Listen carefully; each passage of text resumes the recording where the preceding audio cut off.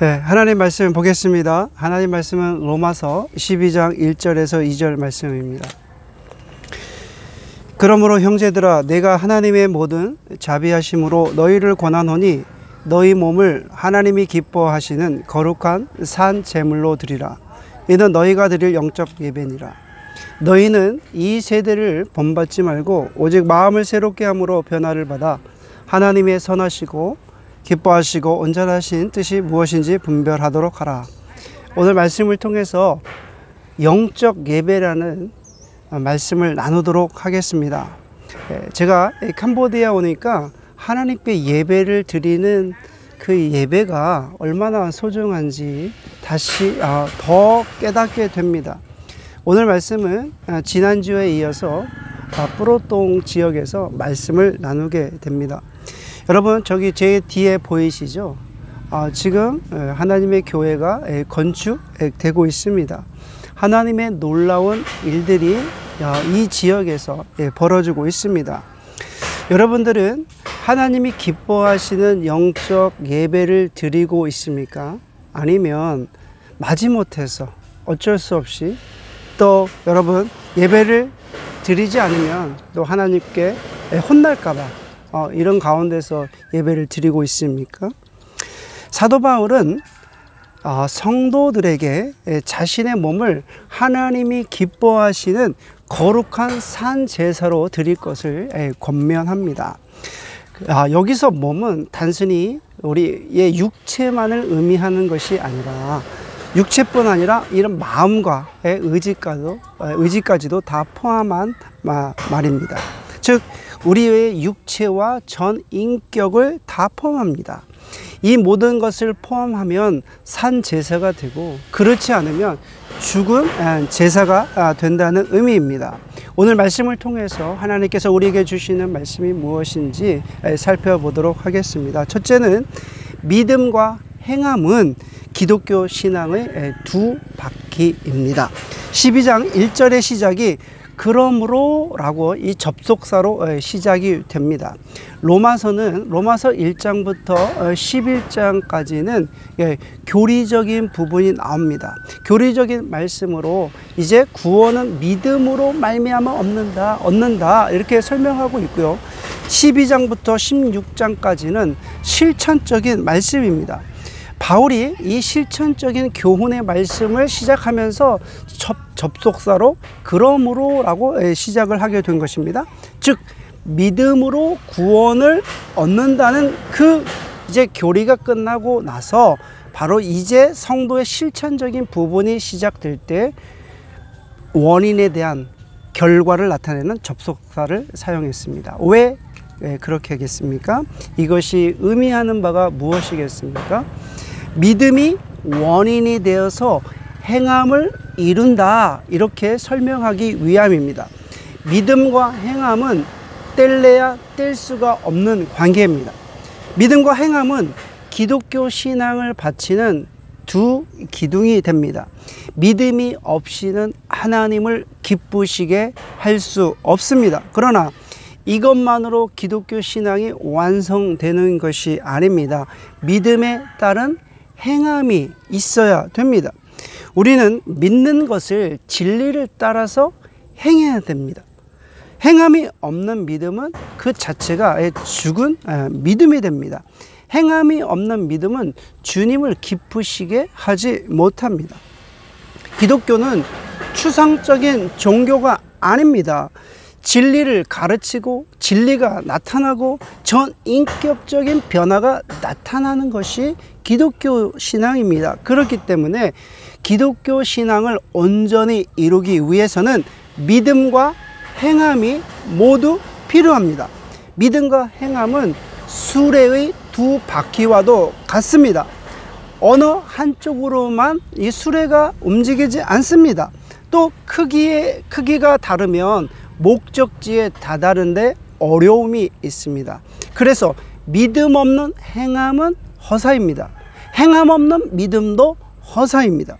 우리의 신앙이 조화와 균형이 맞아야 됩니다. 어느 한쪽으로 치우치면 문제가 됩니다. 우리 신앙이 믿음과 행함의 두 바퀴가 균형과 조화가 맞을 때 여러분 우리의 신앙이 올바르게 성장될 줄 믿습니다. 자, 두 번째로 생각해 볼 것은 하나님이 기뻐하시는 예배는 나의 몸을 제물로 드리는 거룩한 산제사입니다. 1절 말씀을 다시 한번 읽어보겠습니다. 그러므로 형제들아 내가 하나님의 모든 자비하심으로 너희를 권하노니 너희 몸을 하나님이 기뻐하시는 거룩한 산 제물로 드리라. 이는 너희가 드릴 영적 예배니라. 바울은 1절에서 산 제물이 되어 하나님께 드릴 때 비로소 영적 예배가 된다, 이렇게 강조하고 있습니다. 여기서 몸이라는 것은 육체뿐만 아니라 인간의 전 인격을 의미한다고 말씀을 드렸습니다. 물론 우리가 우리 몸을 드린다고 해서 하나님이 무조건 기뻐하신다는 것은 아닙니다. 하나님께서 기뻐하시는 제사가 되려면 반드시 한 가지가 같이 있어야 됩니다. 그것은 거룩함입니다. 거룩함으로 하나님께 너희 몸을 드려야 된다. 바울은 우리 몸을 산 제사로 드려야 되며 반드시 거룩한 산 제사로 드리라고 지금 말씀하고 있습니다.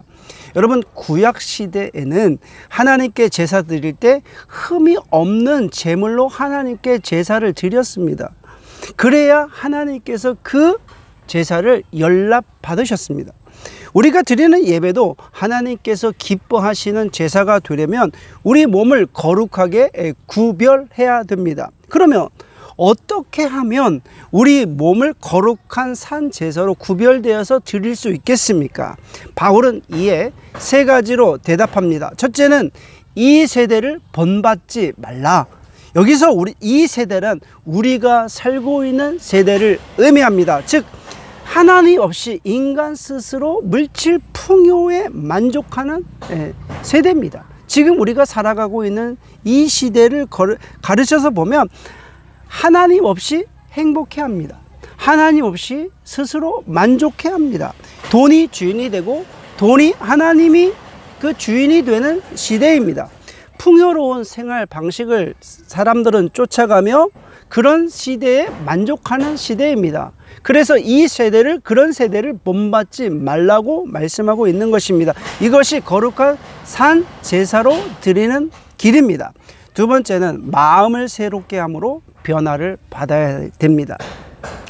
타락한 이 세상에 우리 마음을, 나의 마음을 빼앗기지 않아야 됩니다. 여러분, 이 세상에 살아가는 모든 어떤 일들을 보면 어떤 사람들은 건강에 심취해 있고 또 어떤 사람은 돈에 심취해 있고, 그런 마음에, 우리의 마음을 빼앗기지 말아야 된다. 여러분, 그런 것에 마음을 빼앗겨 버리면 변화를 받기 어렵습니다. 수많은 정보와 지식에 마음을 빼앗겨 버립니다. 성도는 하나님의 창조된 피조물입니다. 날마다 나의 인격을 그리스도의 형상으로 변화시켜야 됩니다. 나의 마음을 주님의 겸손한 마음으로 이렇게 변화시켜야 됩니다. 그래야만 나의 몸을 거룩한 산 제물로 하나님께 드릴 수 있습니다. 세 번째는 하나님이 기뻐하시고 선하시고 기뻐하시고 온전하신 뜻이 무엇인지 분별해야만 합니다.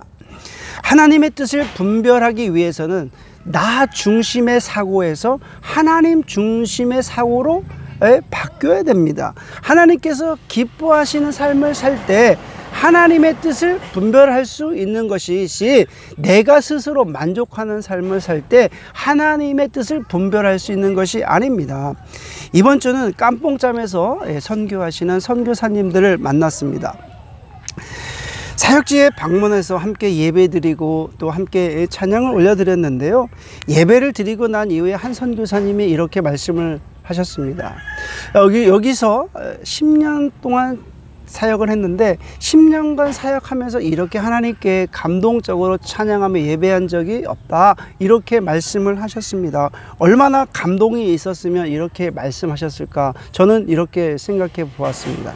그리고 또 다른 유치원에서 사역하시는 곳에서 하나님의 놀라운 그 일들을 경험했습니다. 이 선교사님이 이제 미국에 있을 때 약 10년 전에 일을 말씀하시더라고요. 10년 전에 미국의 한 도시에서 영적 어떤 부흥회를 했는데 이 선교사님이 그 부흥회에 참석하기 위해서 그 도시로 갔다고 그럽니다. 거기서 하나님 말씀에 대한 정말 충분한 그 은혜를 경험을 하고 집으로 돌아오는데 그 비행기 안에서 성령이 오셨네, 성령이 오셨네, 그 성령이 오셨네 그 찬양을 계속 한 20번 정도 정말 심취해서 하나님께 찬양을 올려드렸는데 비행기가 도착을 했더래요. 자기는 20번 정도 찬양을 드린 것 같은데 여러분 5시간이 흘렀다는 거예요. 여러분 그 시간 5시간의 그 시간을 느끼지 못하고 온전히 하나님께 집중한 찬양에 집중한 것입니다. 그런데 이 선교사님이 말씀하시기를 지난 10년 동안 하나님께서 아무 말씀도 하시지 않으셨다, 이렇게 말씀하는 거예요. 그래서 온전히 하나님께서 말씀하시도록 그것에 집중을 하고 있었는데 오늘 이렇게 찬양을 드릴 때 첫 번째 찬양이 성령이 오셨네, 그 찬양을 하나님께 드릴 때 깜짝 놀랐다는 거예요. 그래서 하나님께서 다시 나를 부르시고 또 하나님께서 나를 인도하신다는 것을 경험했다, 이렇게 말씀하셨습니다. 저는 깜봉짬에 있는 선교사님들 또 사역을 보면서 또 사역지를 돌아보면서 많은 생각을 하게 되었습니다. 하나님의 선하신 뜻이 무엇인가, 또 하나님의 기뻐하신 뜻이 무엇인가, 또 하나님의 온전하신 뜻이 무엇인가.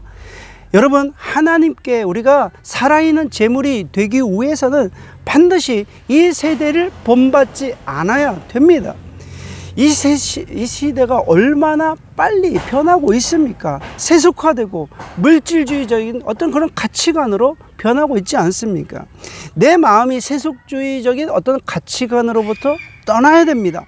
내 마음이 순결하지 않으면 하나님 앞에 거룩한 제물이 될 수 없습니다.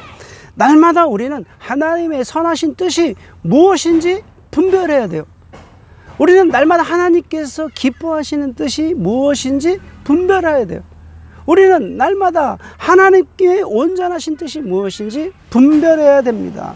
성령님께서 여러분 분별할 수 있도록 도와주실 것입니다.